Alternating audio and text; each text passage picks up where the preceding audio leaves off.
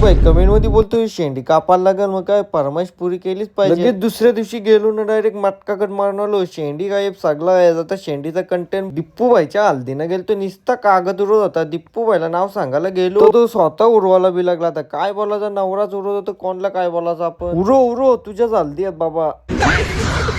उजरला गेलो, केस कापायला लागेल की राख्या भाई पिसारले होते, ती शेंडीच कापायला लागेल. बाबा कमेंट मारली, मग काय लगेच उजर नाही तर डायरेक्ट सलून मध्ये गेलो. पहिले घसा घशी चालू गेली. घरी येऊन बघतो मटकाकड बरोबर आहे का, चार साईडला स्लोप कडक मध्ये दिल तर बाबा. रातचे चाललेला दिप्पू भाईच्या हल्दीनं.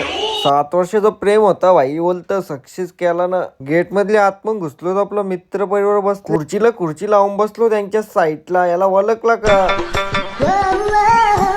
पहिली नवऱ्याला गवसाला गेलो. बाबा फोटो काढायचा आहे, पहिले तिकडं चल तू जेवणानंतर. तुझ्या झालेत ना, तूच जेवायला आले. तुम्ही उपास धराचा बाबा बायकोचा, असा नाही करायचा. जेवण बिवण साईडला, पहिले फटाफट फोटो काढला ना लगेच गेलो. आगरी कोल्यांची सुप्रसिद्ध रेसिपी डाल मुंडी खाल्ली ना बाबा. पाणी प्यायला गालासा बघून बाबा बेवड्या माणसांची मज्जा देणार होती. आपण त्याच्या पाणीच पिल्ला, त्या गालासन होणार नाही म्हणून यानं मोठा गालास आणून दिला. प्या किती प्यातन, 3 जण प्यान तरी थकणार नाही एवढा मोठा आणले.